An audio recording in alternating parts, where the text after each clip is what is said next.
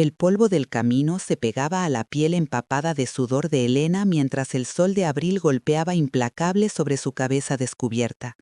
Corría el año de 1879, y aunque solo tenía 32 años, el reflejo que los charcos de agua le devolvían mostraba a una mujer que parecía haber vivido medio siglo. Habían pasado 8 meses desde que el derrumbe en la cantera engulló a su marido Fernando, dejando solo un vacío ensordecedor que llenaba cada rincón de la casa. Aquel vacío se transformó en terror aquella mañana de jueves, no con gritos o lágrimas, sino con el sonido áspero de una puerta siendo cerrada con última vez. Su cuñado, Sebastián, un hombre cuya presencia parecía succionar la luz de cualquier ambiente, había decidido que la caridad tenía límites bien definidos. Él estaba parado en el umbral de la puerta, los ojos completamente desprovistos de cualquier compasión, mientras sus matones arrojaban las últimas pertenencias de Elena en el polvo rojo del camino. Elena tenía 6 hijos que alimentar, 6 pequeñas almas que la miraban esperando respuestas que ella simplemente no poseía. Pedro, el mayor, con 16 años, ya llevaba la mirada endurecida de quien presenció demasiadas miserias para su edad.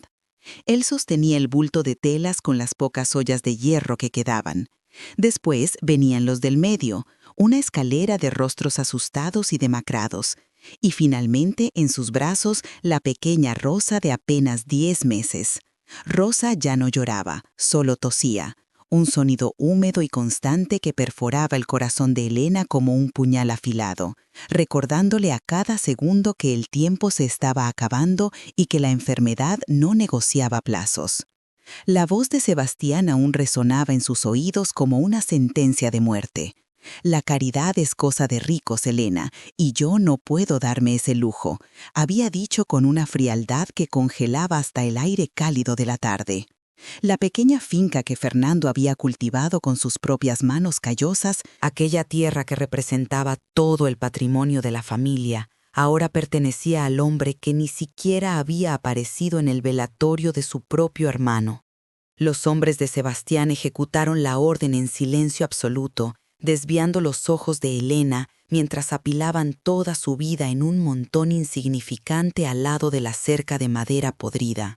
La cama rota, la manta remendada tantas veces que apenas se veía la tela original, el mortero de piedra, todo lo que representaba años de trabajo honesto, ahora no era más que escombros abandonados en medio de la nada.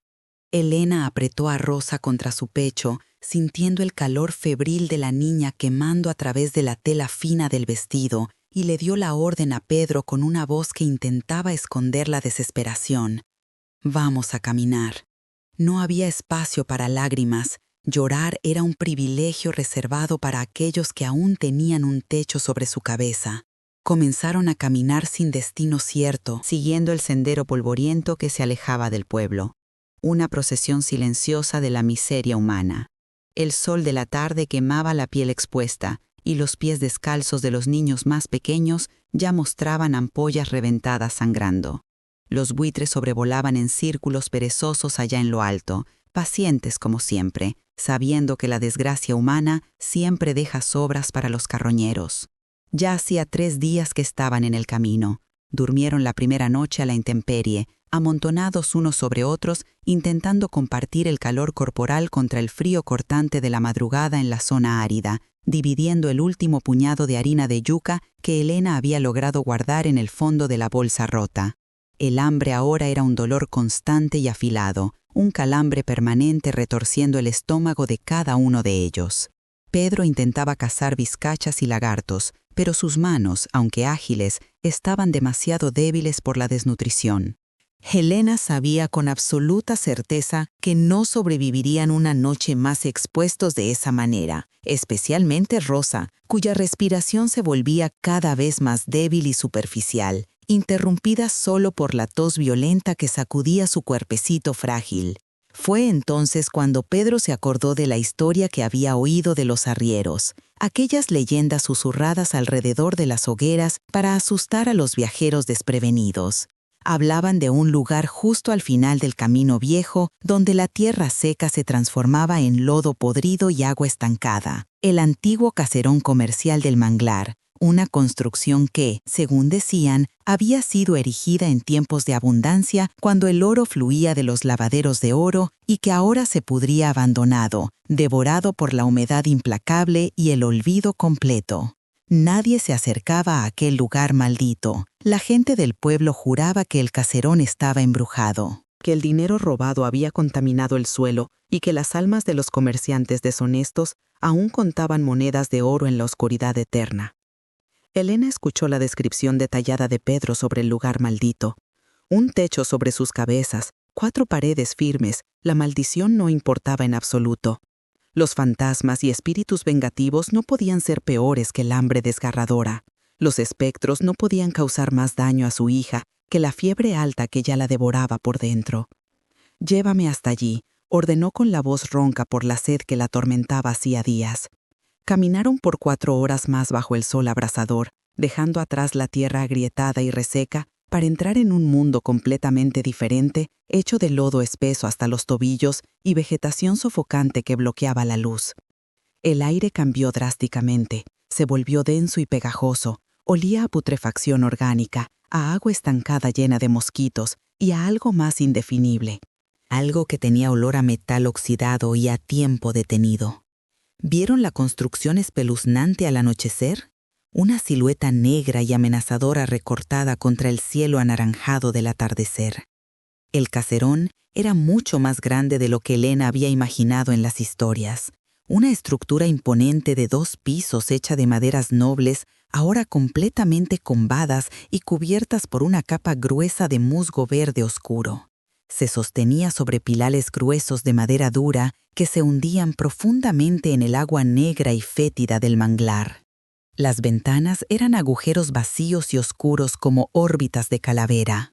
Un silencio pesado envolvía todo el lugar, un silencio tan denso y opresivo que parecía completamente antinatural para un ambiente lleno de vida salvaje. Ni los grillos ruidosos ni los sapos del pantano osaban cantar cerca de aquellas paredes malditas. El miedo era algo físico y palpable en el aire húmedo, casi sólido en la garganta. Elena subió los escalones podridos de la entrada principal que crujieron fuerte bajo su peso delgado como si protestaran contra la invasión. Empujó la puerta pesada que colgaba torcida de una única bisagra de hierro corroído y oxidado. El interior estaba sumido en una oscuridad casi total, inundado por el olor penetrante a moho y orina de rata. El suelo estaba cubierto por una capa espesa de barro seco y hojas muertas acumuladas, pero al menos estaba seco en algunos rincones. Era un refugio contra los elementos. «Aquí vamos a pasar la noche», dijo Elena, intentando poner en su voz una confianza que estaba muy lejos de sentir. Mientras acomodaba a los niños temblorosos en el rincón menos sucio que consiguió encontrar, sobre los restos rotos de un antiguo mostrador de madera noble, ella sintió algo extraño, una vibración sutil recorriendo el suelo. No era el viento fuerte golpeando la estructura frágil, no era el sonido monótono del agua golpeando contra los pilares de abajo. Venía de abajo, del suelo de tierra húmeda que servía de cimiento para el caserón comercial. Un sonido amortiguado y rítmico, un rasguño persistente que parecía subir desde las profundidades de la tierra empapada. Elena se quedó completamente inmóvil, conteniendo la respiración que le quemaba en los pulmones. Sintió más a través de las plantas de sus pies descalzos y callosos que a través de sus oídos, un movimiento como de alguien cavando desesperadamente. El terror la paralizó por completo como una mano helada apretando su corazón. Sola, hambrienta, con 6 hijos dependiendo de ella, en el único lugar que todos temían con pavor, solo para descubrir que definitivamente no estaban solos allí dentro. La primera noche en aquella casona maldita fue un infierno de sentidos agudizados al extremo, una vigilia forzada por el terror absoluto. Elena sentó a los niños apoyados en la pared más seca que logró identificar, lejos de las ventanas rotas por donde entraba el vaho helado del manglar, un vapor que olía al lodo podrido y flores putrefactas. Encendió el único trozo de vela que quedaba en el fondo de la bolsa, una llama miserable de sebo de res que apenas lograba perforar la oscuridad del inmenso salón, proyectando sombras danzantes en las paredes desconchadas que parecían ahorcados meciéndose. Los niños no hablaban ni una palabra. El miedo había robado completamente sus voces infantiles. Solo se oía el zumbido agudo e incesante de los mosquitos hambrientos, un ejército voraz que los atacaba sin piedad, y la respiración entrecortada y dolorosa de Rosa, un silbido agonizante que marcaba cada segundo interminable de la noche.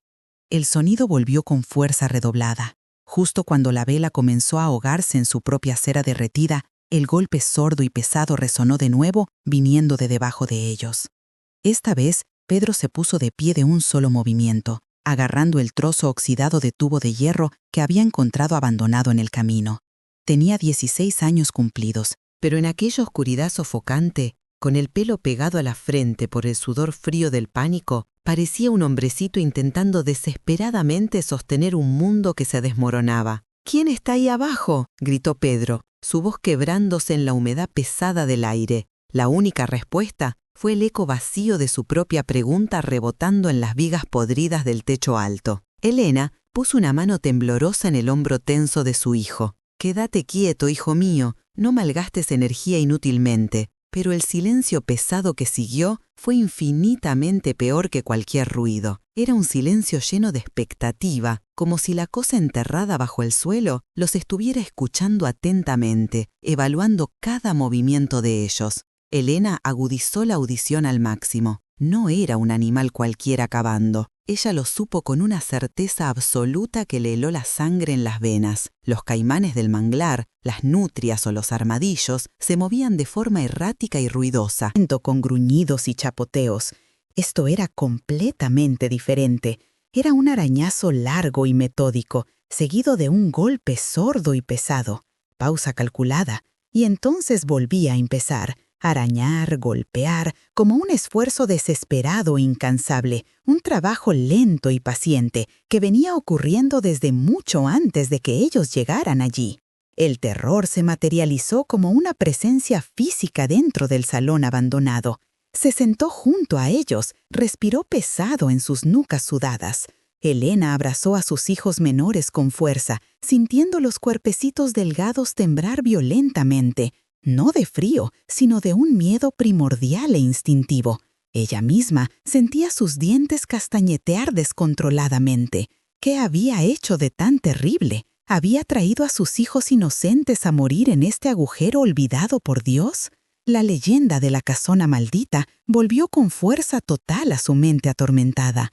Decían que las almas de los comerciantes tramposos sufrían eternamente, pero las almas desencarnadas no golpeaban el suelo de madera. Las almas no cavaban tierra. Esto era algo vivo, o algo que luchaba desesperadamente por seguir vivo. La noche entera pasó con Elena despierta, sentada con la espalda dolorida apoyada en el mostrador de madera carcomida, sintiendo cada vibración mínima del suelo a través de su columna vertebral. Cada vez que el sonido siniestro regresaba de las profundidades, ella apretaba la mandíbula con fuerza, rezando a un Dios que parecía haberse olvidado completamente de este rincón miserable del mundo. El amanecer llegó no como una bendición liberadora, sino como una revelación gris y cruel.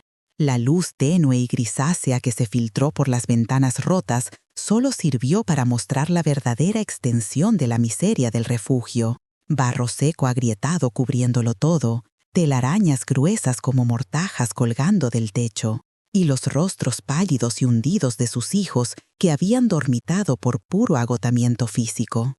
Pero la luz tenue del día trajo consigo un terror aún más urgente e inmediato. La pequeña Rosa ardía en fiebre altísima. La tos húmeda de la noche anterior se había transformado en un estertor profundo y aterrador, un sonido empapado que indicaba claramente que sus pulmoncitos se estaban llenando de líquido. Elena descubrió el pecho de la niña con manos temblorosas. La piel estaba hirviendo al tacto, cubierta por un sudor frío y viscoso. La niña no tenía ya fuerza siquiera para llorar. Sus ojitos entrecerrados miraban sin ver nada. El pánico que había sido un compañero constante durante toda la noche ahora explotó como un grito agudo dentro de la cabeza de Elena. El ruido bajo el suelo de repente no importaba ya nada. La maldición de la casona, los fantasmas vengativos, nada de eso era rival para la muerte real y tangible que ella sostenía en sus brazos temblorosos. Necesitaba ayuda desesperadamente, necesitaba medicinas que no tenía cómo comprar. Pero estaban a 3 largos días de caminata del pueblo más cercano, sin un céntimo en el bolsillo, sin absolutamente nada que ofrecer a cambio. «Pedro, necesitas encontrar agua limpia», dijo Elena, su voz completamente quebrada por el desespero que la consumía. «Pero no del manglar, tiene que haber un pozo por aquí, alguna fuente de agua potable». El agua marrón del manglar era espesa y maloliente, olía a muerte y descomposición. Darle aquello a Rosa sería una sentencia de muerte segura. Pedro asintió serio, su rostro joven endurecido por la responsabilidad demasiado pesada para sus hombros.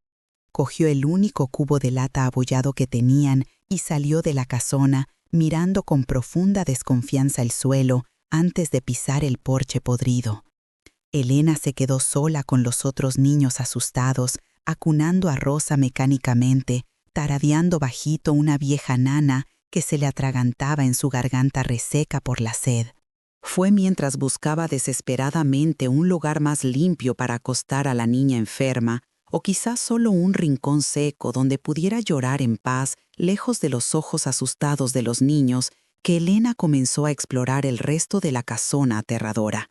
Además del cavernoso salón principal, había una serie de habitaciones pequeñas y oscuras, oficinas que un día estuvieron repletas de libros de contabilidad y promesas vacías de riqueza fácil. Ahora eran solo habitaciones vacías y frías, con el revoque cayendo a pedazos grandes de las paredes húmedas. Fue en la parte de atrás del edificio, donde la oscuridad era más profunda, que ella encontró algo radicalmente diferente del resto. Una puerta gruesa de hierro macizo, sujeta a la pared de piedra bruta, colgaba torcida de una bisagra gigantesca y oxidada, la caja fuerte antigua. Pero no fue la puerta pesada lo que capturó su atención inmediata, fue el suelo justo enfrente de ella. A diferencia del resto de la casona cubierta por capas de lodo seco y hojas muertas acumuladas por años, esta sección específica del piso estaba cubierta de tierra fresca, removida recientemente, y había un agujero pequeño, no mayor que un puño cerrado de hombre, en la esquina donde la pared de piedra se encontraba con el piso de madera podrida. El sonido macabro estaba justo allí, directamente debajo de ella, más claro y más fuerte que nunca, un gemido humano ahogado por la tierra compactada, seguido por el sonido frenético de alguien arañando piedra dura con las uñas, y entonces una voz debilísima, apenas más que un susurro de aire enrarecido. «Agua, por el amor de Dios». Elena retrocedió instintivamente golpeando con fuerza contra el mostrador detrás de ella.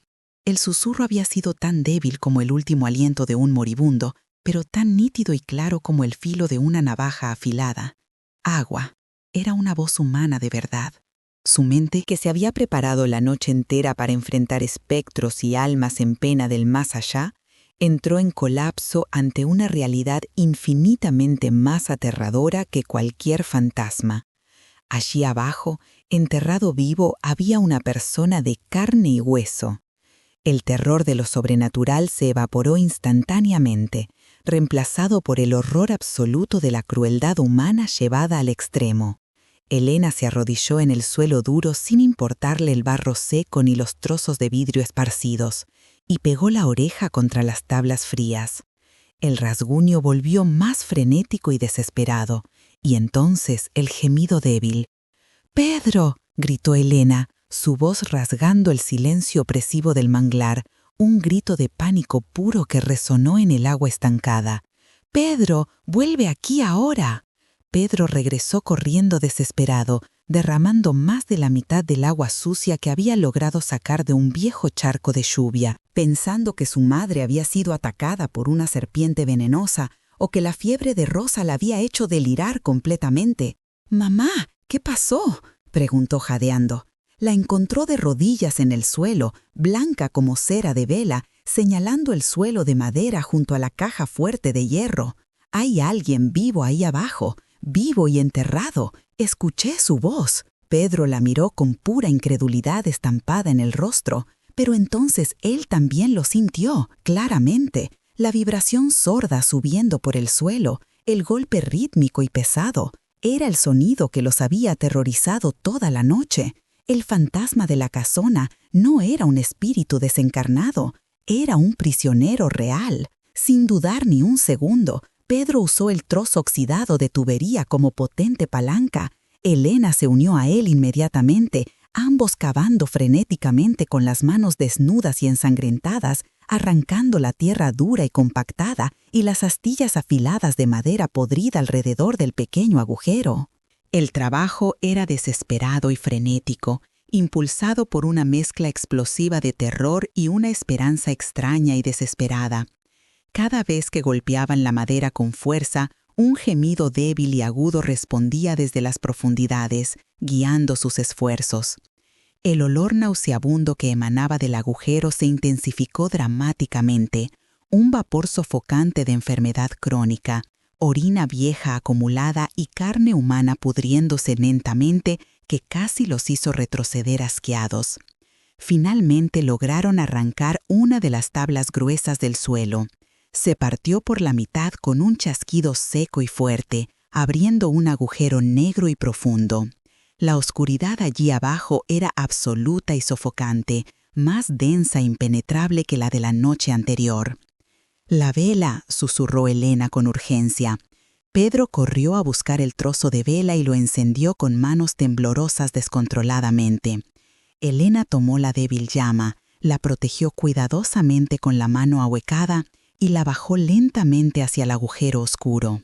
La luz amarilla y parpadeante luchó valientemente contra las sombras densas, y por un instante angustioso no vieron absolutamente nada más que agua sucia y barro negro. Y entonces la luz débil iluminó un par de ojos hundidos en las órbitas que reflejaron el brillo de la llama. Era un hombre, o mejor dicho, lo que quedaba de un ser humano. Estaba sumergido hasta la cintura en un agua negra y apestosa que inundaba completamente el sótano. Su cuerpo era literalmente un esqueleto andante, cubierto por trapos inmundos y una costra de suciedad. El cabello largo y completamente enredado caía sobre un rostro que era solo hueso prominente, cubierto por piel grisácea estirada. Pero lo peor de todo no era su estado deplorable. Lo peor era la pesada cadena. Un grillete grueso de hierro estaba cerrado y trabado alrededor de su tobillo hinchado, y la cadena gruesa desaparecía en la oscuridad total, firmemente sujeta a los cimientos de piedra de la caja fuerte. No había sido un accidente trágico, había sido una sentencia de muerte lenta y calculada. El hombre levantó la cabeza pesadamente al sentir el calor reconfortante de la vela. El movimiento fue dolorosamente lento y agónico. Abrió la boca reseca, pero solo salió un silbido fino de aire seco. Levantó una mano temblorosa, los dedos retorcidos como garras de buitre, hacia la luz salvadora.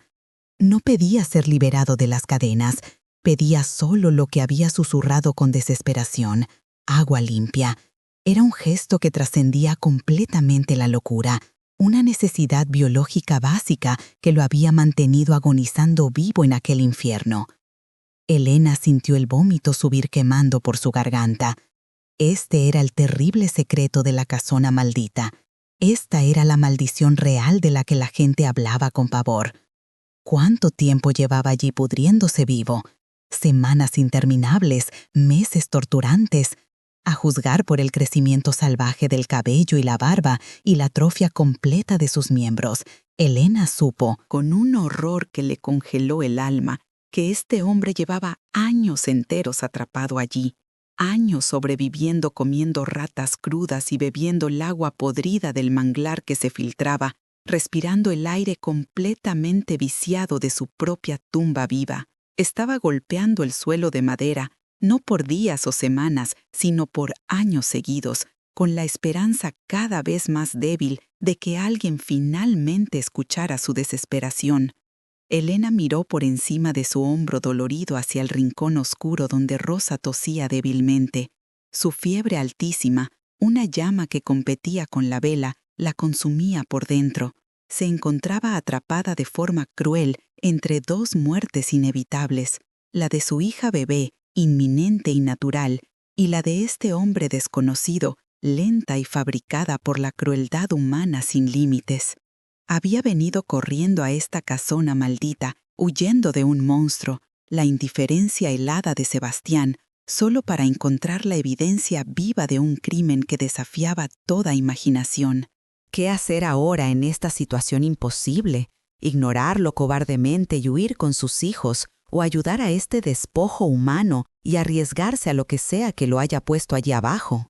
No podía simplemente abandonarlo a su suerte. El instinto maternal, tan intensamente enfocado en Rosa, se expandió involuntariamente para incluir a este hombre sufriente. «Pedro», dijo Elena, su voz firme cortando el aire pesado y viciado. «El cubo, pásame el agua ahora». Pedro miró confuso y en conflicto. Aquella agua turbia y sucia era para Rosa, para intentar bajar la fiebre que la mataba. «Dame el agua», ordenó Elena con autoridad. No había tiempo precioso para largas explicaciones. Tomó la vieja jícara que usaban para beber y la llenó con el agua lodosa y con un pulso sorprendentemente firme que la dejó sorprendida, la bajó cuidadosamente por el agujero oscuro. El hombre agarró la jícara con un gruñido gutural y animal, derramando la mitad del líquido precioso mientras la llevaba a sus labios agrietados y sangrantes. Bebió con una desesperación conmovedora, el agua escurriendo por su barba enredada y sucia. Cuando terminó de beber todo, dejó caer la jícara en el agua sucia y un temblor violento sacudió su cuerpo esquelético. Tosiendo fuerte, un sonido seco y cavernoso, como si sus pulmones estuvieran llenos de polvo acumulado por décadas. Luego miró hacia arriba por primera vez, sus ojos finalmente enfocándose en el rostro de Elena, iluminado desde abajo por la luz débil de la vela. Hubo un breve segundo de lucidez verdadera en aquella mirada antes dominada por la locura. Abrió la boca lentamente y esta vez las palabras salieron claras, distintas y absolutamente terribles. Un nombre que hizo que la sangre de Elena se congelara instantáneamente en sus venas ya exhaustas. Sebastián, fue Sebastián quien hizo esto. El nombre golpeó a Elena con la fuerza devastadora de un rayo cayendo del cielo. Sebastián. El aire completamente viciado del sótano inundado pareció solidificarse de repente, volviéndose imposible de respirar. De repente, todo el horror inimaginable de su situación adquirió un sentido nuevo y monstruoso que la hizo tambalearse. Su cuñado, el hombre que la había expulsado sin piedad al polvo rojo del camino, citando fríamente la caridad como un lujo inalcanzable, era en realidad un asesino frío, un verdugo extremadamente paciente que había condenado a otro ser humano a morir ahogado lentamente en su propia miseria acumulada durante años enteros. La cruel verdad la golpeó como un puñetazo en el estómago. Sebastián la había enviado deliberadamente aquí. No fue el azar ciego, no fue el destino cruel. Él la había manipulado con sus 6 hijos hambrientos hacia el único lugar maldito en el mundo que guardaba su secreto más oscuro, asumiendo fríamente que el manglar traicionero, la enfermedad galopante o el fantasma que él mismo había creado terminarían el trabajo sucio por él. La verdadera maldición de la casona era el propio Sebastián en persona. Un acceso violento de tos de la pequeña Rosa rompió el trance hipnótico. El cuerpecito frágil de la niña se sacudió entero en los brazos de Elena, la fiebre consumiéndola despiadadamente de dentro hacia afuera. Elena se vio cruelmente atrapada en un infierno de 2 frentes simultáneos. Arriba, su hija se apagaba rápidamente por la enfermedad, necesitando desesperadamente agua limpia y fresca, medicamentos caros y calor humano. Abajo, un hombre inocente se descomponía vivo por la crueldad inhumana, necesitando libertad inmediata y justicia tardía. El hombre esquelético del sótano era la prueba viva y respirando del crimen horrendo de Sebastián. Su hija bebé era la prueba viva de su indiferencia asesina. Miró a Pedro, cuyo rostro pálido de adolescente había envejecido brutalmente una década entera en los últimos minutos horribles. «Mamá», susurró Pedro con la voz quebrándose, «es el tío Sebastián. Él quería que nos muriéramos aquí también, ¿verdad?» Elena no necesitó responder con palabras. El hombre de abajo gimió nuevamente, un sonido gutural y animal de sufrimiento puro. «Benedicto», consiguió susurrar la voz destrozada por la sed crónica y la locura inminente. «Me llamo Benedicto. Era el contador». Elena mandó a Pedro buscar más agua inmediatamente, cualquier agua que encontrara, incluso la del manglar maloliente. Mientras el muchacho corría, Elena bajó la vela nuevamente con cuidado. Benedicto hablaba en fragmentos inconexos y febriles, sus ojos vacíos fijos en la pequeña llama temblorosa, como si fuera el propio sol. Habló entrecortadamente sobre el oro desviado, sobre la traición cobarde, sobre los libros de contabilidad falsos. Él y Sebastián habían desfalcado la casona comercial juntos en connivencia, robando sistemáticamente el dinero ganado con esfuerzo de los depósitos antes de declarar una quiebra fraudulenta. Pero Sebastián lo quería todo solo para sí mismo. «Me encerró aquí abajo», sisió Benedicto con odio concentrado. «Dijo que el manglar guardaría el secreto para siempre. Años enteros pudriéndose». La urgencia de sacarlo de allí se convirtió en una necesidad física y apremiante. «Pedro, tenemos que romper esta cadena maldita ahora». Volvieron al agujero, ahora mucho más ensanchado. Pedro metió el tubo de hierro oxidado e intentó hacer palanca con fuerza en el grillete que aprisionaba cruelmente el tobillo completamente hinchado e infectado de Benedicto. Elena tiraba con toda la fuerza de la desesperación que poseía, pero la cadena era gruesa y resistente, anclada demasiado profundo en los sólidos cimientos de piedra de la casona. Había sido hecha específicamente para resistir, para garantizar absolutamente que el terrible secreto de Sebastián muriera junto con el hombre encadenado. Benedicto, en un raro momento de lucidez que atravesó la niebla de la locura, movió la cabeza pesadamente de un lado a otro. «La llave está con él», murmuró con amargura. «En el infierno o en su bolsillo, da igual, es lo mismo ahora».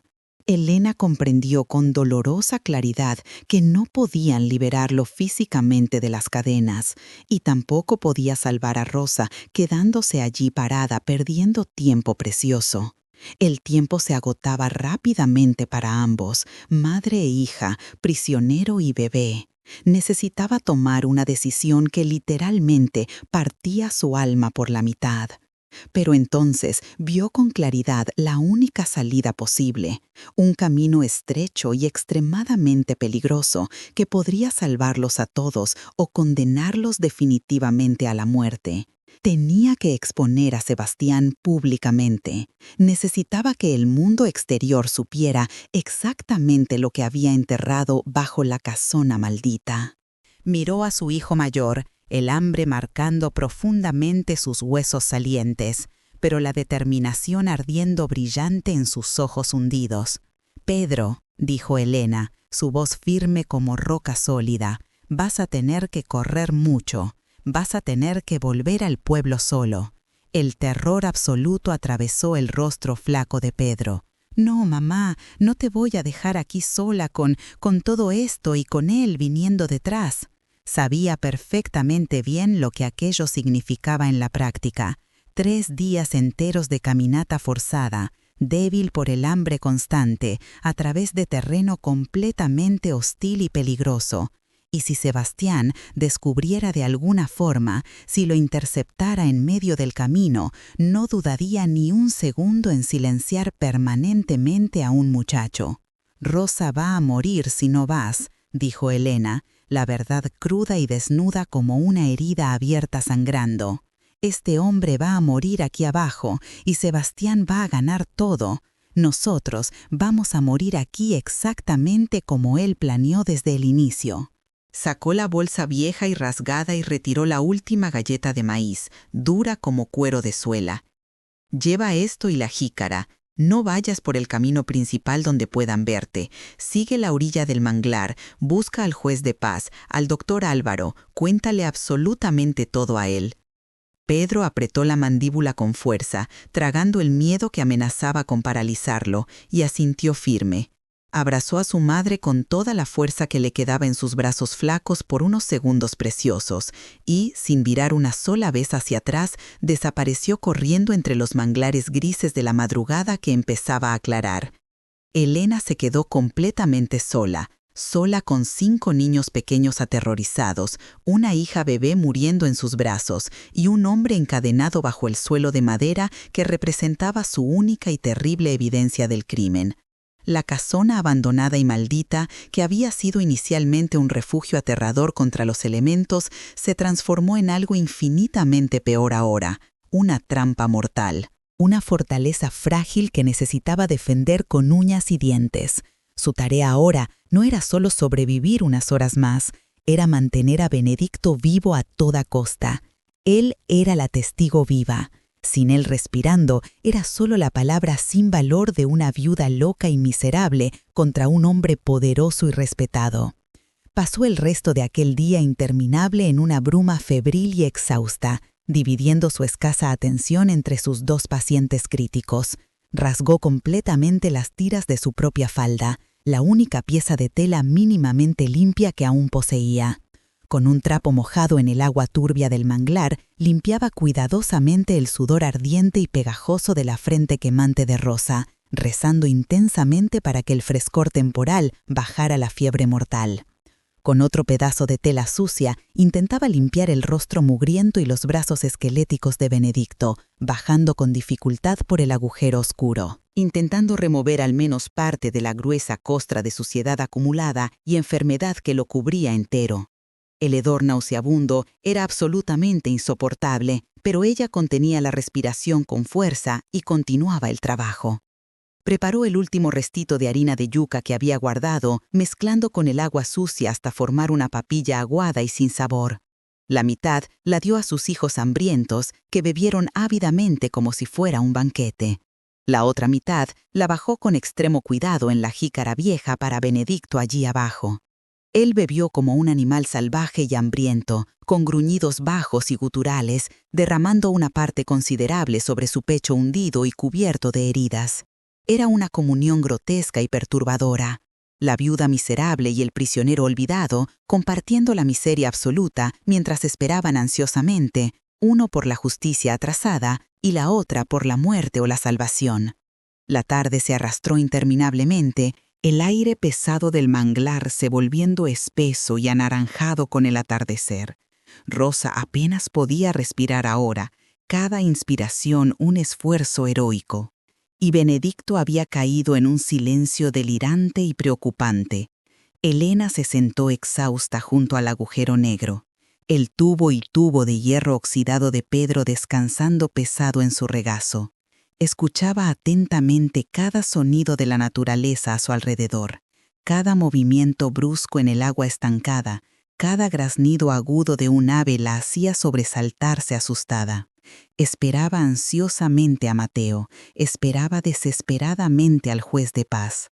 Entonces, finalmente, escuchó el sonido que más temía en su corazón, el galope pesado y decidido de varios caballos acercándose.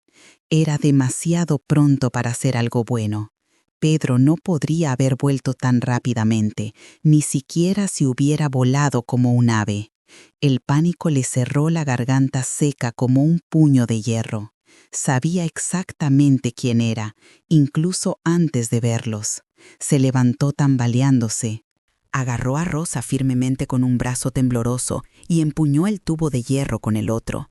Se posicionó firme en el umbral de la puerta principal podrida, justo cuando Sebastián aparecía en el claro lodoso, flanqueado por 3 de sus matones armados. Él la encaró fijamente. Su rostro no demostraba sorpresa alguna, solo una furia helada y completamente calculada. Veo claramente, dijo Sebastián bajando con calma estudiada del caballo, limpiando metódicamente el polvo de sus botas caras, que encontraste a mi viejo socio enterrado. La voz de Sebastián era suave y casi gentil en la superficie, pero el veneno mortal en sus palabras elegidas era más espeso y peligroso que el barro negro del manglar. Limpió cuidadosamente el polvo rojo de sus botas de cuero fino en el escalón podrido, como si fuera el legítimo dueño del lugar, y en verdad lo era. Era el dueño absoluto de aquel crimen horrendo, el arquitecto meticuloso de aquella tumba viviente. Sus 3 hombres de confianza, con rostros duros marcados por la violencia y ojos completamente vacíos de cualquier humanidad, se quedaron parados en el porche estrecho, bloqueando estratégicamente la única salida posible. Elena dio un paso instintivo hacia atrás, apretando a Rosa con tanta fuerza desesperada que la niña soltó un gemido débil de dolor. El tubo de hierro oxidado en su otra mano se sentía ridículamente insignificante, un juguete patético ante las escopetas cargadas que los hombres de Sebastián llevaban casualmente en sus anchos hombros. «No esperaba visitas, cuñado», dijo Elena. Su voz temblaba visiblemente a pesar de todo el esfuerzo sobrehumano para sonar firme y valiente. Sebastián sonrió ampliamente, una mueca horrible que no alcanzó ni remotamente sus ojos muertos y fríos. «Y yo sinceramente no esperaba que fueras tan terca y difícil de matar. Debí haber imaginado que la familia de mi hermano era dura de matar». Caminó por el salón principal como si estuviera inspeccionando una propiedad.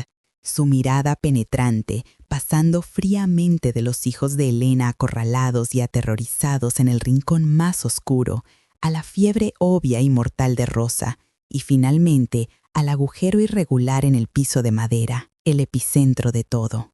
«Te envié aquí esperando que el manglar te tragara, Elena. La fiebre, el hambre o incluso el fantasma de mi socio, que veo que ya conociste personalmente. Era un final hasta poético para la historia de ustedes, pero tú siempre tienes que complicarlo todo, ¿no es así?» La confesión fue tan abierta y descarada, tan desprovista de cualquier remordimiento, que Elena sintió un escalofrío violento que no tenía absolutamente nada que ver con la humedad helada del manglar. «Benedicto siempre fue demasiado ambicioso para su propio bien», continuó Sebastián con una nostalgia falsa y teatral, como si estuviera comentando casualmente sobre el clima. Desfalcaron la casona comercial juntos durante años. Fue un esquema perfecto y lucrativo, pero él se volvió demasiado codicioso. Quería renegociar la división, quería amenazarme con exposición pública. Se detuvo estratégicamente al lado del agujero oscuro y miró con desprecio la oscuridad profunda de abajo. Pero él nunca entendió la lección más básica, que la verdadera riqueza y poder no es el oro acumulado, es el control absoluto sobre las personas. Y él perdió completamente el control de la situación. Desde abajo, al reconocer claramente la voz que lo había condenado al infierno viviente, Benedicto comenzó a gritar desesperadamente.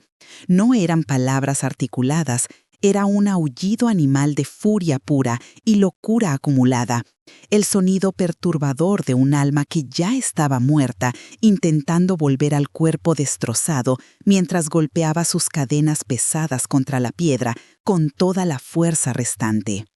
Sebastián ni siquiera se inmutó con el ruido. Siempre fue demasiado ruidoso, irritante hasta el final. El horror paralizante dio paso rápidamente a la furia incandescente dentro de Elena. Se movió instintivamente, colocándose entre Sebastián y el agujero que llevaba a Benedicto. «Lo dejaste aquí para que se pudriera vivo como un animal. Lo abandonaste en la oscuridad, de la misma forma que nos abandonaste en la carretera para morir. Eres peor que un monstruo, eres el propio demonio». Sebastián soltó una carcajada seca y sin humor. «Monstruo, demonio, soy solo un hombre de negocios inteligente, Elena. Y ahora, mi negocio actual exige que limpie definitivamente todo este desorden que tú creaste». Se giró fríamente hacia sus hombres parados en la entrada. «Quemen este lugar maldito ahora. La madera está podrida y seca, arderá rápida y fácilmente. Y asegúrense de que el fuego alcance bien el sótano de abajo también. Quiero que todo se cocine bien. Sus palabras heladas sellaron el destino de todos los presentes sin posibilidad de apelación. No había espacio para negociación o piedad, solo supervivencia bruta. Uno de los matones sonrió maliciosamente y sacó un frasco grande de metal de la alforja de su montura. Queroseno inflamable. Comenzó inmediatamente a rociar el líquido oscuro y maloliente en el porche de madera, el olor penetrante y tóxico inundando el aire pesado, más fuerte que el moho permanente. El segundo hombre preparó cuidadosamente una antorcha improvisada en tela. Los niños más pequeños comenzaron a llorar fuerte, entendiendo perfectamente el significado terrible de aquellos actos. Elena supo con certeza absoluta que tenía solo unos segundos preciosos para actuar. El fuego era la solución perfecta y limpia para Sebastián. Destruiría completamente la casona, toda evidencia física, a Benedicto encadenado y a los testigos inconvenientes, ella y sus hijos inocentes, en una única pira funeraria gigante que parecería solo un accidente trágico. Mientras el matón se acercaba peligrosamente con la antorcha ya encendida y crepitante, Sebastián pareció recordar algo importante que le molestaba.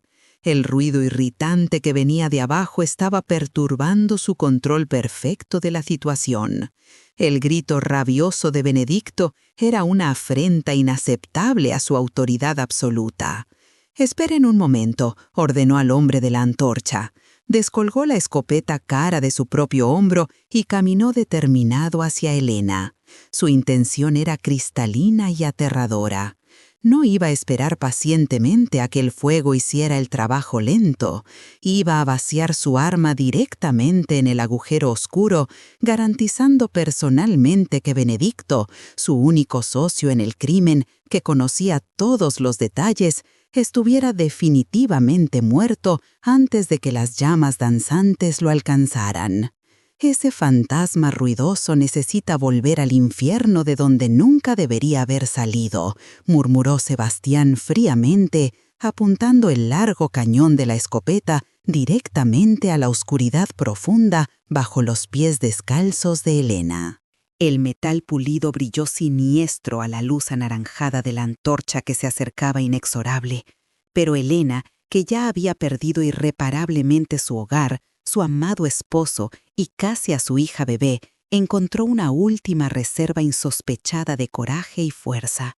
No era por ella misma, era por Pedro corriendo desesperado en algún lugar distante del manglar. Era por Benedicto, la testigo crucial que absolutamente no podía morir ahora. Era por la justicia verdadera, una palabra bonita que casi había olvidado completamente que existía. En el instante preciso en que Sebastián preparó el dedo en el gatillo para disparar, ella actuó por puro instinto maternal, soltó el pesado tubo de hierro en el suelo y con Rosa todavía agarrada firmemente contra su pecho, se arrojó violentamente sobre el agujero abierto. Cubrió completamente la abertura irregular con su propio cuerpo delgado, transformándose en un frágil escudo humano sobre la tumba viva de Benedicto. El cañón mortal de la escopeta de Sebastián ahora apuntaba directamente a su espalda desprotegida y encorvada. Ella levantó la cabeza desafiante, su cabello sucio y enmarañado pegado a su rostro sudoroso, y lo encaró con una valentía que lo tomó completamente desprevenido.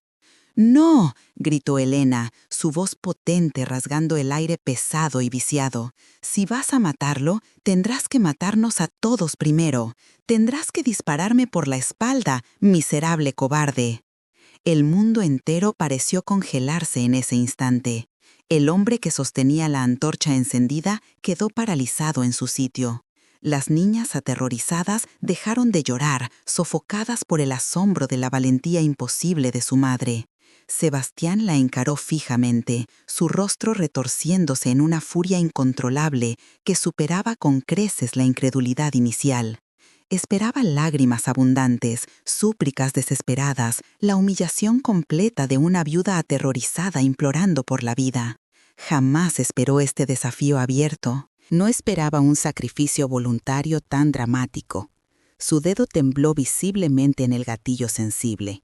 La tela raída y fina del vestido de Elena estaba tensamente estirada sobre su espalda delgada, un blanco perfectamente fácil a pocos metros. Allá abajo en el agujero oscuro, Benedicto, comprendiendo finalmente lo que estaba sucediendo encima de él, hizo un silencio repentino y total, un silencio pesado de muerte inminente. Justo en ese segundo insoportable de tensión máxima, cuando el dedo de Sebastián comenzaba a apretar lentamente el gatillo fatal, un sonido completamente inesperado cortó violentamente el aire inmóvil del manglar. No era un chapoteo de agua, no era un grito humano, era un sonido organizado y con propósito. Era el sonido inconfundible de múltiples caballos galopando con gran urgencia, acercándose rápidamente por el mismo camino fangoso que Sebastián había tomado horas antes. Elena cerró los ojos con fuerza, rezando fervorosamente para que fuera Pedro regresando victorioso. Sebastián giró bruscamente, su rostro pasando instantáneamente de la furia asesina al pánico descontrolado. No esperaba absolutamente más visitantes en aquel lugar olvidado. La justicia, lenta y pesada como el propio fango del manglar, finalmente estaba llegando para ajustar cuentas. El galope ensordecedor se transformó rápidamente en un estruendo de cascos y gritos altos de hombres. Del denso manglar emergieron no 2 o 3, sino 8 jinetes determinados, abriéndose paso a la fuerza a través de la vegetación cerrada con una urgencia que no dejaba margen para dudas sobre sus intenciones. Al frente cabalgaba un hombre corpulento e imponente, usando el sombrero característico de ala ancha del juez de paz, y pegado a su lado derecho, agarrado con fuerza a la crin sudorosa de un caballo jadeante, venía Pedro visiblemente exhausto. El valiente muchacho había logrado lo absolutamente imposible. Había atravesado el traicionero manglar en tiempo récord, impulsado únicamente por el terror y el amor incondicional, y había traído la ley finalmente al lugar que la ley había abandonado completamente hacía años. La maravillosa visión de su hijo vivo y respirando, acompañado por la autoridad oficial, fue como un golpe salvador de aire puro en los pulmones completamente sofocados de Elena. Había funcionado perfectamente contra todas las probabilidades. La cuidadosa máscara de control sádico en el rostro de Sebastián se hizo añicos en 1000 pedazos, sustituida por una palidez enfermiza que rápidamente se transformó en pánico visible. Sus 3 matones, el de la antorcha encendida y los otros 2 con las escopetas, quedaron completamente congelados en su lugar. Habían sido contratados generosamente para intimidar a una viuda indefensa y a sus hijos hambrientos, no para enfrentarse en una batalla a 8 hombres fuertemente armados que representaban directamente al gobierno y la ley. El delicado equilibrio de poder en el claro enlodado del manglar se invirtió completamente en un único segundo milagroso, tan rápido como un relámpago rasgando el cielo. El juez de paz, juez Álvaro, desmontó con agilidad impresionante, su pistola cara ya firmemente en su mano experimentada, su mirada penetrante e inteligente barriendo metódicamente toda la escena perturbadora. Vio rápidamente a las niñas pequeñas completamente aterrorizadas, a la mujer caída en el suelo sucio protegiendo desesperadamente un agujero misterioso, al hombre poderoso sosteniendo una escopeta, y el olor extremadamente fuerte e inconfundible a queroseno inflamable impregnándolo todo. En nombre de la ley y el orden, Sebastián, ¿qué circo macado es este aquí? Tronó fuerte la voz grave y autoritaria del juez, una voz naturalmente acostumbrada a comandar y ser obedecida sin cuestionamientos. Sebastián bajó la escopeta pesada inmediatamente, intentando desesperadamente recomponer su fachada pública de hombre respetable y honrado de la sociedad. Levantó las manos temblorosas en un gesto estudiado de paz e inocencia. «Juez Álvaro, gracias a los cielos que usted llegó a tiempo. Esta pobre mujer desafortunada perdió completamente la razón, la fiebre terrible del manglar. Está delirando peligrosamente, hablando sin parar sobre fantasmas y conspiraciones. La encontré aquí casi lastimando a sus propias niñas inocentes. Todo este lugar es una trampa mortal a punto de desmoronarse. Íbamos a quemarlo por pura seguridad pública, ¿entiende? La mentira salió tan rápida de su boca, tan increíblemente suave y convincente, que por un breve momento casi pareció perfectamente plausible y verdadera. Pero Elena no permitiría que eso sucediera de ninguna manera. Todavía postrada en el suelo inmundo, protegiendo el agujero oscuro con su cuerpo frágil, levantó la cabeza con dificultad. Su voz no fue un grito histérico, fue un susurro cargado de veneno concentrado y verdad absoluta que cortó el aire como una hoja afilada.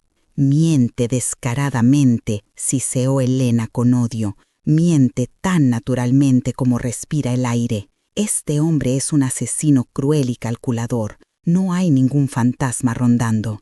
Tiene un hombre vivo encadenado en el sótano inundado, un hombre llamado Benedicto, su antiguo socio, al que ha estado matando de hambre lentamente durante años enteros».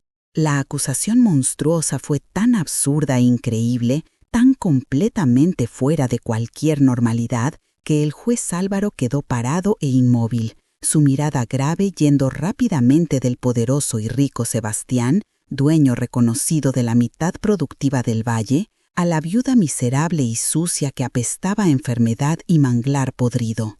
El juez frunció el ceño profundamente.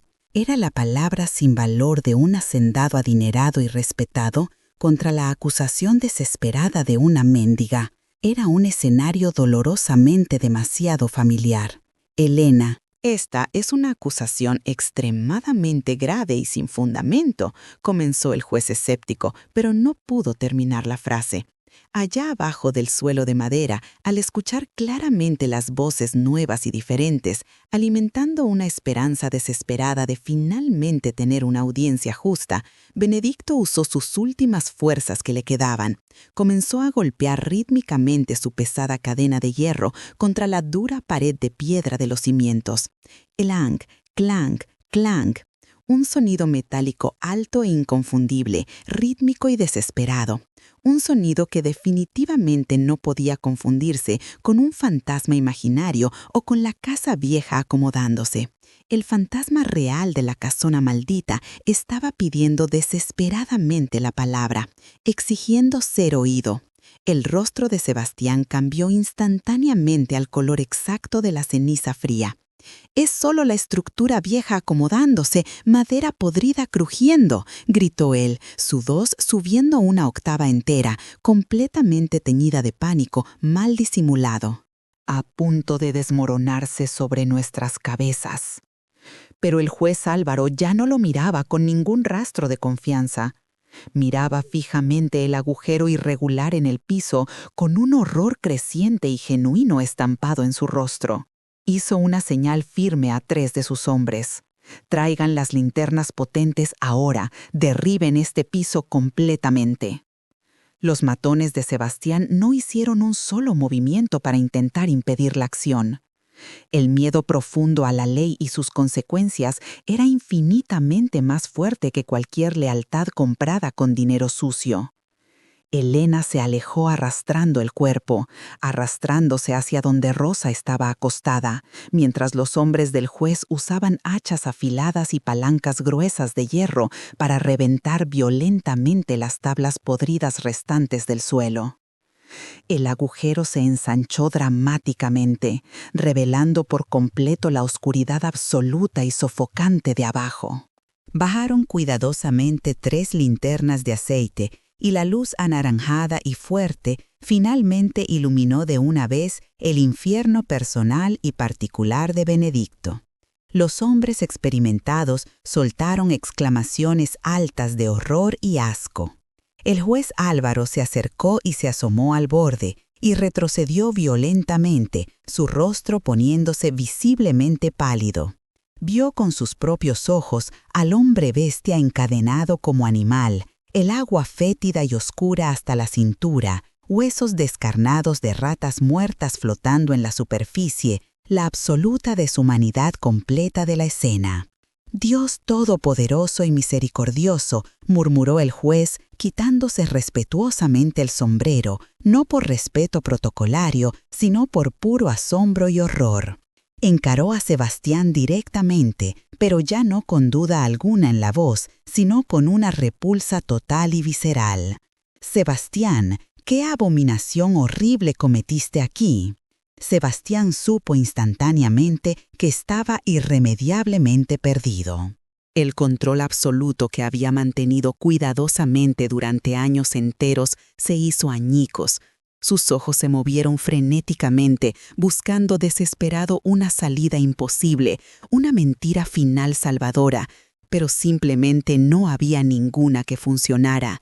Intentó correr como un cobarde, giró el cuerpo bruscamente y se lanzó en dirección a su caballo parado, pero los hombres armados del juez fueron infinitamente más rápidos y eficientes. Lo derribaron brutalmente en el barro negro antes de que pudiera siquiera tocar la silla de cuero.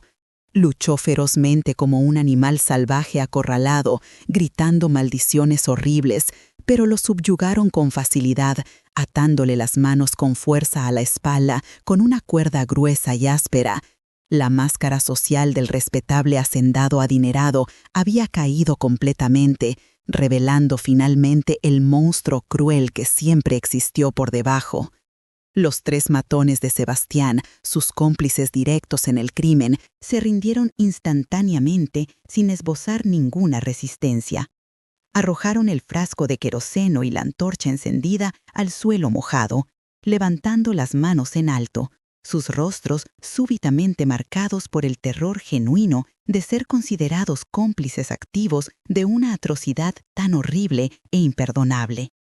El juez Álvaro ordenó que los ataran también inmediatamente, y en medio del caos organizado de las rápidas detenciones, Elena finalmente se permitió sentarse en el suelo sucio y helado de la casona. La adrenalina pura que la había mantenido de pie y luchando, que la había transformado en un escudo humano intrépido, se drenó completamente de su cuerpo de una sola vez, dejándola vacía y temblando incontrolablemente. Miró a Rosa aún en sus brazos, su respiración tan débil y superficial como agua poco profunda en un plato. Había ganado la batalla imposible, había desenmascarado públicamente al monstruo, pero su hija bebé aún estaba muriendo lentamente en sus brazos. El juez Álvaro, como era respetuosamente llamado, guardó su pistola cara y asumió el mando total de la escena caótica con una autoridad natural que aplastó instantáneamente cualquier confusión. Mientras sus hombres entrenados apresaban firmemente a Sebastián y a sus matones temblorosos, que ahora sabían perfectamente que el testimonio detallado de un crimen de aquella magnitud monstruosa los llevaría directo a la horca pública, Elena sintió que toda la fuerza sobrehumana que la había sostenido hasta allí finalmente se disolvía como humo. La adrenalina se evaporó completamente de su cuerpo exhausto, dejando solo el peso insoportable y abrumador de la realidad cruel. Rosa seguía muriendo inexorablemente. Se desplomó allí mismo en el suelo sucio del porche, sosteniendo a la niña cuyo pecho minúsculo apenas se movía. El juez Álvaro la vio claramente. Su rostro, naturalmente endurecido por años viendo el horror de la naturaleza humana, se suavizó visiblemente con preocupación genuina. «Ese demonio está bien atado, señora», dijo con firmeza pero gentileza. «Pero por el amor de Dios, ¿qué le pasa a esta criaturita?» Elena consiguió apenas levantar la mirada cansada, sus ojos completamente secos de tanto miedo acumulado durante días. «Fiebre alta. Está muriendo, doctor. Está muriendo, igual que ese hombre de abajo». La urgencia de la situación cambió drásticamente de la búsqueda de justicia a una carrera desesperada contra el tiempo para salvar vidas. El juez Álvaro miró nuevamente al agujero oscuro y fétido de donde venía un olor absolutamente insoportable que revolvía hasta el estómago más fuerte. La escena del crimen seguía viva y pulsante. «Traigan inmediatamente las barras de hierro de las monturas», ordenó a sus hombres, «y las hachas grandes. Necesitamos sacar a este pobre hombre de ahí antes de que esa agua podrida lo mate definitivamente». 3 de sus hombres más fuertes, visiblemente pálidos pero determinados a cumplir el deber, descendieron cuidadosamente al infierno inundado usando cuerdas. El nivel del agua fétida y oscura les llegaba a la altura de la cintura. La luz fuerte de sus linternas iluminaba las paredes completamente cubiertas por una capa gruesa de limo verde y negro, y el ancla pesada de la cadena, gruesa como un brazo y completamente oxidada, absolutamente imposible de romper arrancándola de la piedra sólida. Tuvieron que atacar directa y violentamente el propio grillete de hierro que aprisionaba cruelmente el tobillo hinchado, morado e infectado de Benedicto. Antes de seguir, quiero hacer una pausa rápida en la historia. Si estás siguiendo esta increíble narrativa y sintiendo la tensión de cada momento, dale me gusta a este video y suscríbete al canal. Esta comunidad crece porque personas como tú comparten estas historias poderosas. Y cuéntame aquí en los comentarios, ¿habrías tenido la misma valentía que Elena tuvo? ¿Te habrías lanzado al peligro para proteger a un desconocido? Tu respuesta puede inspirar a otras personas aquí de nuestra familia. Ahora volvamos para descubrir qué sucede con Benedicto y con la pequeña Rosa. Mientras los golpes sordos y pesados del metal contra metal resonaban amenazadores desde las profundidades del sótano inundado, el juez se arrodilló cuidadosamente al lado de Elena en el suelo sucio. Era un hombre experimentado y endurecido por la vida. También era padre de familia y reconoció inmediatamente la mirada vidriosa y distante de la muerte acercándose en los ojitos entrecerrados de la pequeña Rosa. Tocó delicadamente su frente ardiendo. Estaba al rojo vivo. Esta niña necesita urgentemente quinina y un médico de verdad, no de rezos y promesas vacías, dijo con brusquedad necesaria pero sin crueldad alguna en la voz. Miró directamente a Pedro, que temblaba visiblemente de puro agotamiento físico acumulado. Chico valiente, guiaste la mitad del camino con perfección. ¿Todavía te queda fuerza para la otra mitad? Antes incluso de que Pedro pudiera reunir fuerzas para responder afirmativamente, el juez Álvaro tomó una decisión ejecutiva rápida. Llamó a su hombre de absoluta confianza con un silbido. «Lleva mi caballo, el alazán. Es de lejos el más rápido de todos. Vuela hasta el pueblo sin parar. Ni camines, vuela de verdad. Trae al doctor Enrique inmediatamente. Dile que hay 2 vidas preciosas en juego aquí y que si tarda demasiado, Sebastián no será el único asesino en este manglar maldito hoy». Abajo en el agujero profundo, el sonido metálico y repetitivo de los golpes finalmente cesó de repente, seguido por un chasquido agudo y liberador y un grito completamente ahogado y gutural de Benedicto.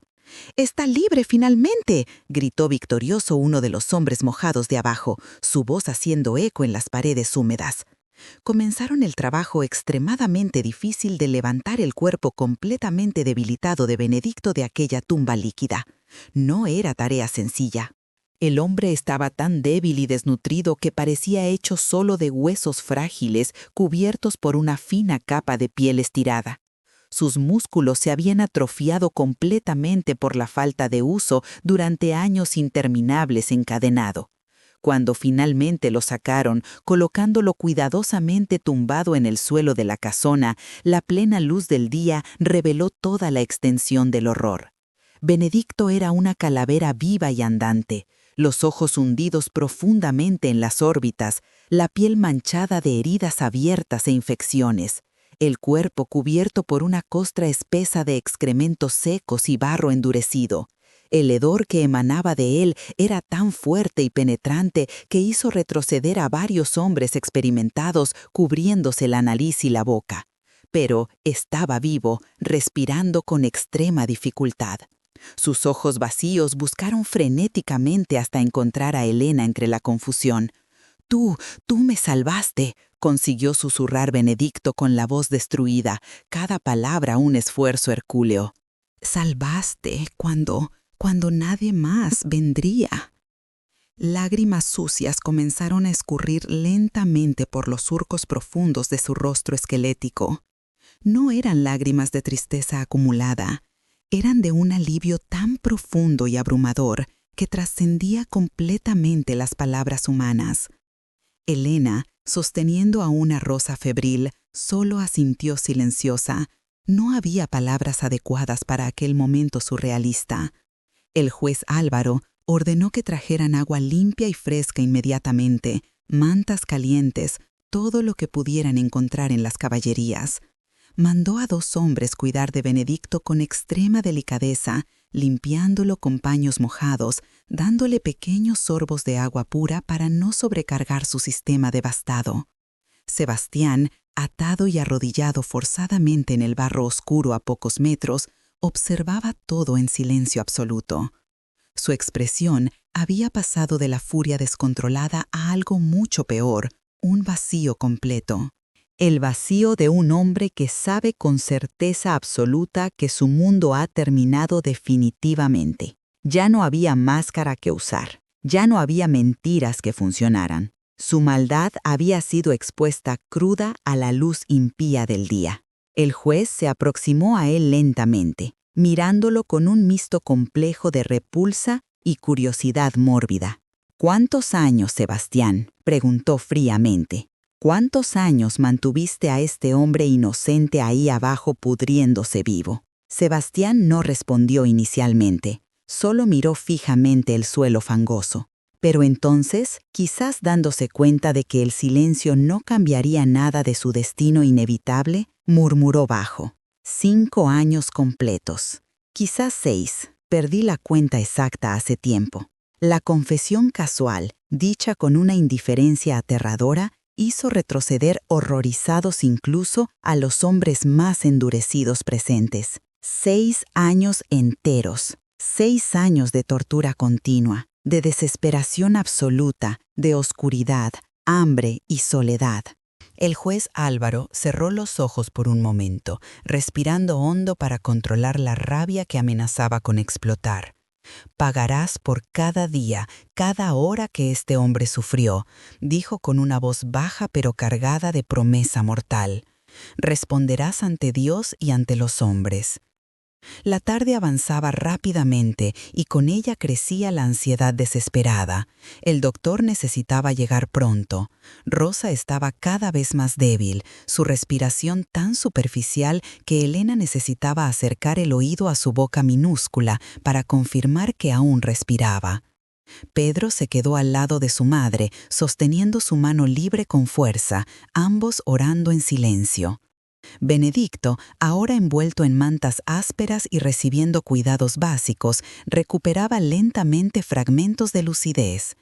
Comenzó a hablar de forma entrecortada, contando su historia completa al juez que anotaba todo meticulosamente en un cuaderno de cuero. Habló sobre la sociedad criminal con Sebastián, sobre cómo desviaron fortunas de los comerciantes honestos que confiaban en la casona comercial. Habló sobre la pelea final, cuando exigió una parte mayor y Sebastián simplemente lo invitó a resolver las cosas en el sótano. «Me golpeó por detrás con una barra de hierro», relató Benedicto, tocando la nuca donde una cicatriz profunda aún marcaba. «Desperté encadenado en el agua helada, pensé que iba a morir esa primera noche, pero algo dentro de mí se negó a rendirse». Describió los primeros días horribles, gritando hasta que la voz le falló por completo, esperando que alguien, cualquiera, pasara lo suficientemente cerca para escuchar. Describió cómo aprendió a cazar ratas con las manos desnudas en la oscuridad total, cómo bebía el agua sucia que se filtraba, cómo arañaba marcas en las paredes de piedra para no perder completamente la noción del tiempo. «Después de algunos meses, quizá un año, perdí la cuenta de los días», continuó, su voz quebrándose. «Empecé a golpear el suelo cada vez que escuchaba algo arriba. Pájaros, viento, cualquier cosa, solo para recordar que aún estaba vivo, que aún tenía voz aunque no pudiera hablar».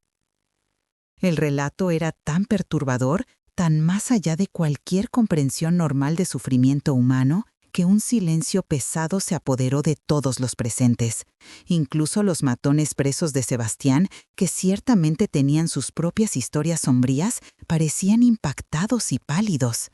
El sol empezaba a ponerse tiñendo el cielo de naranja y morado cuando finalmente escucharon el sonido salvador. Caballos acercándose rápidamente, esta vez solo 2. El mensajero había regresado y con él venía un hombre mayor cargando un maletín de cuero gastado. Doctor Enrique, el único doctor en un radio de muchos kilómetros. Desmontó con una agilidad sorprendente para su edad, evaluó la escena caótica rápidamente con ojos experimentados que ya habían visto de todo, y fue directo a lo esencial. ¿Dónde están los pacientes críticos?, preguntó sin rodeos innecesarios. El juez señaló primero a Rosa en los brazos temblorosos de Elena. El doctor se arrodilló, abrió su maletín y comenzó un examen rápido pero minucioso. Escuchó el pecho de la niña con un estetoscopio, examinó sus ojos, tocó su piel ardiente. Su rostro permaneció profesional, pero Elena vio la preocupación genuina cruzar sus ojos cansados. Neumonía avanzada, diagnosticó gravemente. Necesitamos bajar esta fiebre inmediatamente y drenar el líquido de los pulmones. No puedo garantizar nada, pero haré todo lo que esté a mi alcance. Preparó rápidamente una dosis de quinina disuelta en agua limpia, consiguiendo que Rosa la tragara poco a poco. Aplicó compresas frías, administró un jarabe expectorante. Trabajó con una eficiencia que venía de décadas de práctica. Después volvió su atención a Benedicto. El examen fue más demorado. Chequeó cada herida infectada, cada hueso prominente. Evaluó el estado de desnutrición extrema.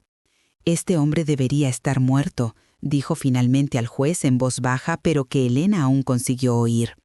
«El hecho de estar vivo es simplemente imposible desde el punto de vista médico. Su voluntad de sobrevivir trasciende cualquier explicación científica que yo conozca». Comenzó a tratar las infecciones más graves, limpiando heridas con alcohol que hizo a Benedicto gemir de dolor, vendando, administrando medicamentos. «Necesitará semanas, quizá meses de cuidados constantes», explicó al juez, «pero creo que va a sobrevivir. Después de aguantar 6 años en ese infierno, estoy seguro de que puede aguantar cualquier cosa».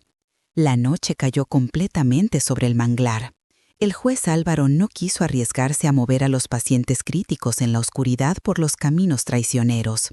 Ordenó que montaran un campamento improvisado allí mismo, con hogueras grandes para ahuyentar a los mosquitos y a los animales nocturnos. Sus hombres trabajaron eficientemente, limpiando un área de la casona, trayendo provisiones de las caballerías, manteniendo guardia sobre los prisioneros atados. Elena finalmente pudo descansar por primera vez en días. Pedro y los otros hermanos recibieron comida de verdad, pan fresco y carne seca que devoraron como si nunca hubieran visto comida antes.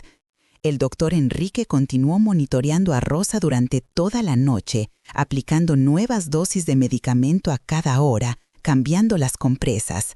Alrededor de la medianoche, la fiebre finalmente comenzó a ceder. Rosa abrió sus ojitos por primera vez en días, enfocando vagamente en el rostro de su madre. «Mamá», susurró tan bajito que Elena apenas escuchó. Fue la palabra más linda que jamás había escuchado en toda su vida. Lágrimas finalmente rodaron por el rostro de Elena, lágrimas de puro alivio y gratitud abrumadores. Abrazó a su hija con extremo cuidado, sintiendo el cuerpecito que ya no ardía tanto en fiebre. «¿Está todo bien, mi amor?», murmuró besando su frente húmeda. «Está todo bien ahora. Se acabó. Mamá te protegió. Mamá nos protegió a todos». Del otro lado de la hoguera, Benedicto también descansaba, envuelto en mantas limpias, su estómago finalmente lleno de comida de verdad, aunque en pequeñas cantidades que podía tolerar. Miraba fijamente al cielo estrellado, algo que no veía hacía años. Lágrimas silenciosas continuaban escurriendo por su rostro esquelético. No conseguía parar de llorar, liberando años de sufrimiento represado. Pedro se sentó al lado de Benedicto, no muy cerca para no invadir su espacio, pero lo suficientemente cerca para hacerle compañía. «Usted es muy fuerte», dijo el muchacho con admiración genuina en la voz. «Más fuerte que cualquier persona que conozco». Benedicto giró la cabeza lentamente, mirando al joven. «No es fuerza, niño. respondió con la voz aún ronca. Fue pura terquedad. Me negué a darle la satisfacción de matarme. Me negué a dejarle ganar completamente. Explicó que había creado rutinas para mantener la cordura en la oscuridad total. Contaba hasta 1000 y volvía al inicio, solo para mantener la mente funcionando. Recitaba mentalmente todos los libros que había leído en la infancia. Planeaba en detalles minuciosos lo que haría si algún día salía vivo, cada paso, cada denuncia. Y ahora voy a hacer todo eso, dijo con determinación renovada, brillando en sus ojos hundidos. Voy a testificar, voy a contar cada detalle, voy a garantizar que él pague por cada segundo que me robó. El juez Álvaro se unió a la conversación, sentándose cerca del fuego.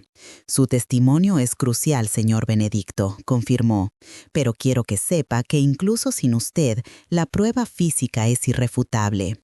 El grillete de hierro en su tobillo, las marcas en las paredes del sótano, el estado del lugar, todo eso cuenta la historia. Sebastián va a pagar, eso yo lo garantizo personalmente. Sebastián, atado a un árbol cercano bajo vigilancia constante, escuchaba todo en silencio. Su imperio de mentiras se había desmoronado en cuestión de horas, todo por causa de una viuda terca que se negó a simplemente morir callada como él había planeado. Miró a Elena a través de las llamas danzantes de la hoguera. Ella sintió el peso de la mirada y la devolvió, encarando directamente sin miedo alguno. No dijo nada, no lo necesitaba. El mensaje estaba claro en sus ojos. Tú perdiste, monstruo. El amanecer llegó trayendo una luz dorada y limpia que parecía lavar el manglar de toda su podredumbre. Rosa estaba visiblemente mejor, consiguiendo sentarse con ayuda y hasta tomar un caldo caliente que el doctor preparó. Benedicto también mostraba mejoras impresionantes, la resiliencia humana en plena demostración. El juez organizó el retorno al pueblo. Construyeron una camilla improvisada para Benedicto y otra para Rosa, no queriendo arriesgar una sobrecarga. Elena montaría con Pedro, los otros hijos divididos entre los caballos de los hombres del juez. Sebastián y sus matones irían caminando, atados y escoltados, una previa de la humillación pública que les aguardaba. Antes de partir, el juez hizo cuestión de documentar todo meticulosamente. Bajó personalmente al sótano fétido con una linterna, acompañado de 2 testigos, y anotó cada detalle. Las marcas de arañazos en las paredes de piedra donde Benedicto había intentado contar los días. El grillete quebrado aún preso a la carena. Las osamentas de ratones esparcidas. El nivel del agua sucia. Todo sería presentado como evidencia en el juicio que vendría. También interrogó brevemente a cada uno de los matones separadamente. 2 de ellos juraron no saber nada sobre el prisionero en el sótano, que apenas seguían órdenes de quemar la casona sin cuestionar. Pero el tercero, quizás buscando alguna clemencia, confesó que sabía de rumores que Sebastián había comentado cierta vez mientras borracho sobre un fantasma bien real que guardaba sus secretos. Ese testimonio adicional sería valioso. La procesión de vuelta al pueblo fue lenta pero triunfal en cierto sentido. La palabra se había esparcido rápidamente. Los mensajeros del juez habían alertado al poblado sobre el descubrimiento horrible. Cuando llegaron finalmente a la plaza principal al caer la tarde, una multitud entera ya los esperaba. El horror y la indignación eran palpables en el aire. Personas que conocían a Sebastián, que hacían negocios con él, que lo respetaban, ahora lo miraban con repulsa y asco absolutos. Algunas escupían en el suelo cuando él pasaba. Otras gritaban insultos. «Monstruo, asesino, que se pudra en el infierno». Sebastián mantenía la cabeza baja, derrotado completamente. Elena fue recibida de forma completamente opuesta. Personas que ella apenas conocía se acercaban para ofrecer ayuda, comida, un lugar para quedarse. La historia de su coraje, de cómo se había lanzado frente a la muerte para proteger a un desconocido, de cómo había enviado a su hijo en una jornada imposible para buscar justicia, había tocado profundamente el corazón de todos. Una señora anciana y bondadosa, doña Margarita, ofreció su propia casa para Elena y los niños. «Quédate el tiempo que necesites, querida», dijo con lágrimas en los ojos arrugados. Tú y tus hijos siempre tendrán un techo conmigo. Lo que hiciste fue heroico, puro heroísmo. El doctor Enrique estableció a Rosa y Benedicto en su propia clínica, determinado a continuar personalmente el tratamiento de ambos. Rosa mejoraba rápidamente con cuidados adecuados, pero Benedicto necesitaría muchas semanas aún para recuperarse mínimamente. El juicio de Sebastián fue rápido, considerando los estándares de la época. Las evidencias eran tan abrumadoras, el crimen tan horrendo, que no había defensa posible. Su propio abogado parecía avergonzado al intentar argumentar. Benedicto testificó, aún débil, pero con una voz que crecía en firmeza a cada palabra. Contó su historia completa ante el tribunal lleno. Describió cada momento de sufrimiento, cada día de desesperación, cada vez que pensó en desistir, pero decidió continuar. El silencio en la sala era absoluto. Muchas personas lloraban abiertamente. Elena también testificó, describiendo cómo había sido expulsada, cómo encontró la casona, cómo descubrió a Benedicto. Describió el momento en que Sebastián llegó pretendiendo quemar a todos vivos, cómo ella protegió el agujero con su propio cuerpo. «Hice lo que cualquier madre haría», dijo simplemente. «Protegía a aquellos que no podían protegerse. Mis hijos y aquel hombre inocente eran iguales en ese momento. Todos me necesitaban». El jurado deliberó por menos de una hora. Culpable de intento de homicidio, secuestro, tortura, fraude y una lista extensa de otros crímenes. La sentencia fue muerte por ahorcamiento. Sebastián escuchó el veredicto sin reacción visible, como si ya supiera que ese sería su destino. Fue llevado a la prisión local para aguardar la ejecución de la sentencia. En los meses que siguieron, la vida de Elena cambió drásticamente. La historia se había esparcido por toda la región y más allá. Periódicos de ciudades distantes publicaron artículos sobre la viuda valiente del manglar y el prisionero olvidado. Donaciones comenzaron a llegar de personas conmovidas por la historia.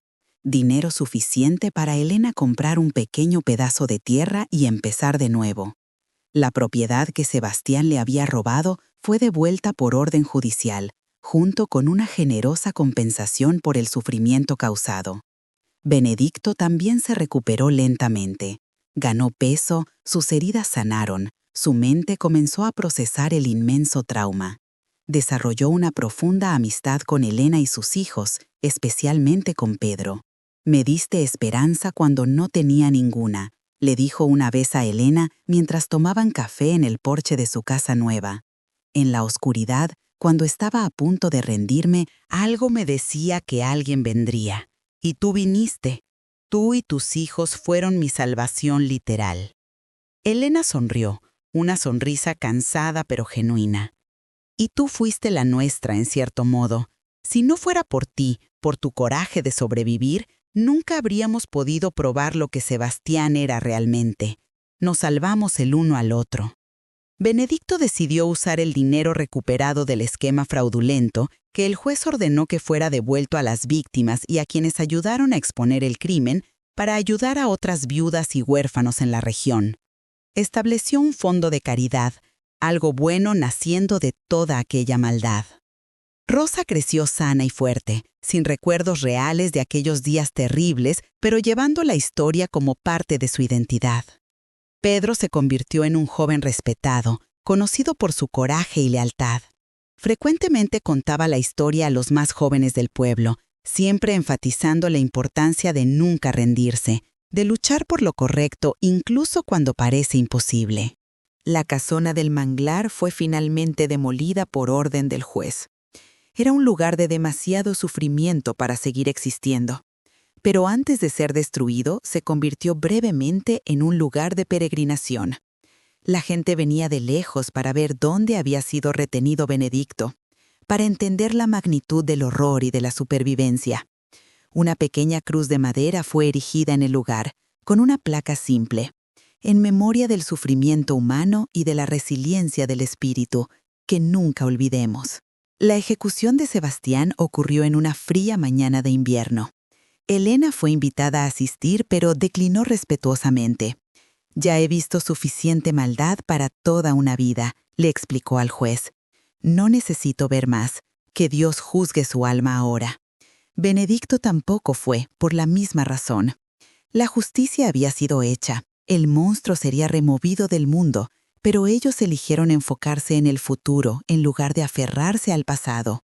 Años después, cuando Elena ya era una señora respetada en la comunidad, frecuentemente recibía visitas de personas pidiendo consejos o simplemente queriendo escuchar la historia directamente de ella.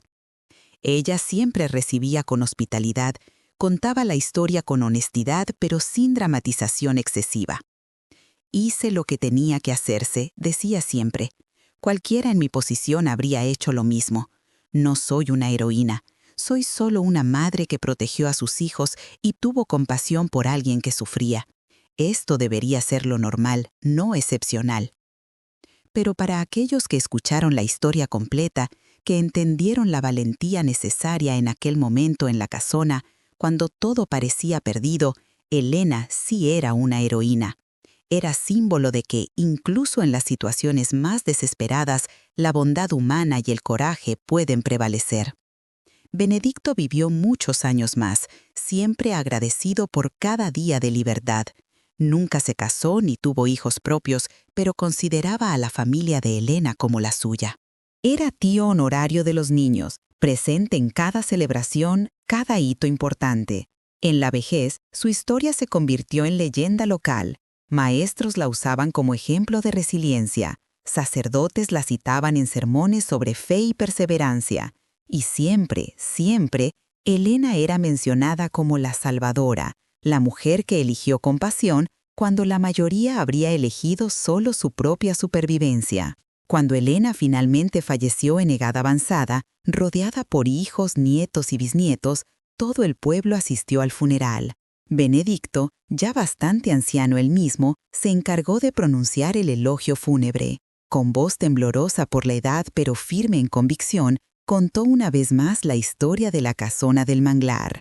«Esta mujer extraordinaria», dijo él, «me enseñó que la verdadera fuerza no viene de los músculos o de las armas, viene del corazón, viene de la negativa a aceptar la injusticia, viene de proteger a los indefensos, incluso cuando una misma está indefensa. Elena me salvó aquel día terrible, pero su lección salvó mi alma para siempre». Y así, la historia de Elena, Pedro, Rosa, Benedicto y la casona maldita del manglar pasó de generación en generación. Los detalles quizás cambiaran un poco con el tiempo, como sucede con todas las historias, pero el núcleo permanecía intacto, un recuerdo poderoso de que incluso en la oscuridad más profunda, una única luz de coraje y compasión puede cambiarlo todo, que la maldad, por más poderosa que parezca, eventualmente cae ante la verdad y la justicia, y que nunca debemos subestimar el poder de una persona común haciendo lo correcto, incluso cuando es lo más difícil. El manglar aún existe, claro. La naturaleza sigue indiferente a los dramas humanos. Pero donde antes existía la casona, ahora solo hay vegetación recuperando su territorio. Y en aquella cruz simple de madera, periódicamente reemplazada cuando se pudre, la gente aún deja flores.